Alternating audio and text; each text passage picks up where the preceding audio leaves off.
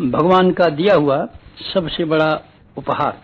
भगवान के खजाने में इससे मूल्यवान वस्तु कोई भी नहीं है जैसी कि मनुष्य को मानव जीवन के रूप में दी गई। इस मूल्यवान वस्तु का लाभ तब है जब उसका उपयोगिता समझी जाए और उपयोगिता समझ करके उसका ठीक तरीके से सदुपयोग किया जाए। हम सदुपयोग कर नहीं पाते क्योंकि उसका मूल्य नहीं समझते। जिस चीज का मूल्य समझ में ना आए भला उसका सदुपयोग के सवाल कहाँ उत्पन्न होता है।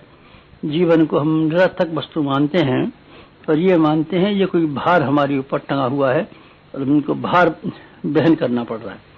असंख्य मनुष्य ऐसे हैं जिंदगी जीते तो हैं पर ऐसी जिंदगी जीते हैं मानो किसी ने उनके ऊपर वजन लाद दिया गया हो।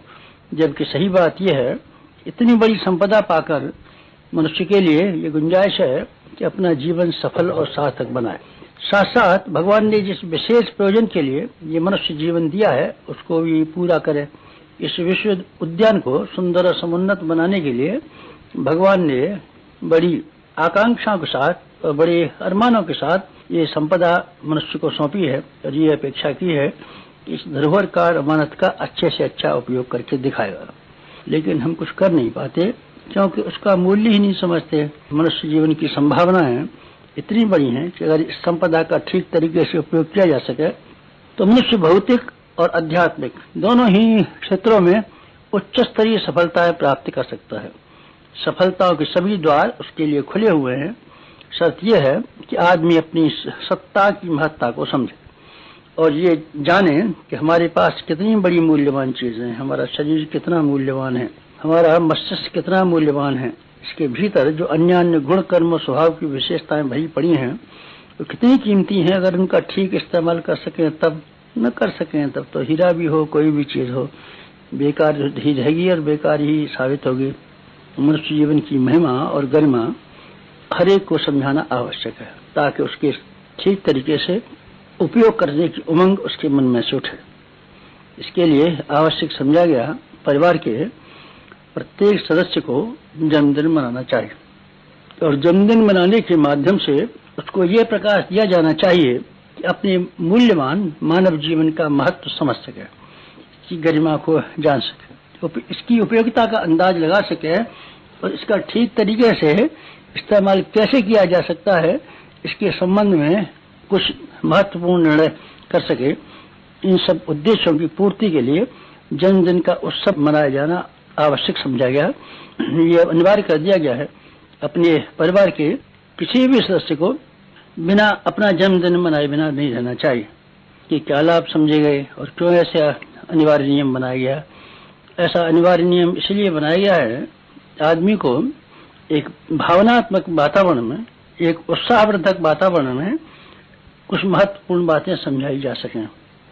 कुछ महत्वपूर्ण अवसर ऐसे होते हैं जिनमें आदमी को उत्साहित किया जाता है, उत्तेजित किया जाता है। उत्साहित हुए मनुष्य के दिन आदमी को विशेष प्रसन्नता भी होती है और उस गर्मा गर्म वातावरण में अगर उसने कुछ नियम लिए हैं, प्रतिज्ञा ली है तो उसको निभाने के लिए तैयार भी रहता है।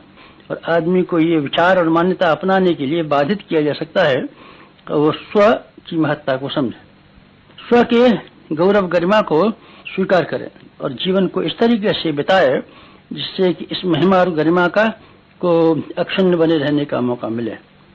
कुछ मनुष्य के जीवन में अवसर ऐसे होते हैं जो आदमी को खुशी प्रदान करते हैं। जब खुशी प्रदान करते हैं तो आदमी के लिए वो दिन बहुत महत्वपूर्ण बन जाते हैं।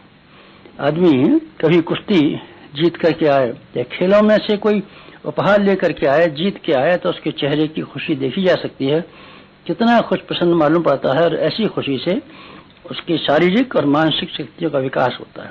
खुशी की उत्तेजना देकर के हम आदमी को आंतरिक और बहिरंग दोनों ही जीवनों में विकसित और उत्तेजित कर सकते हैं।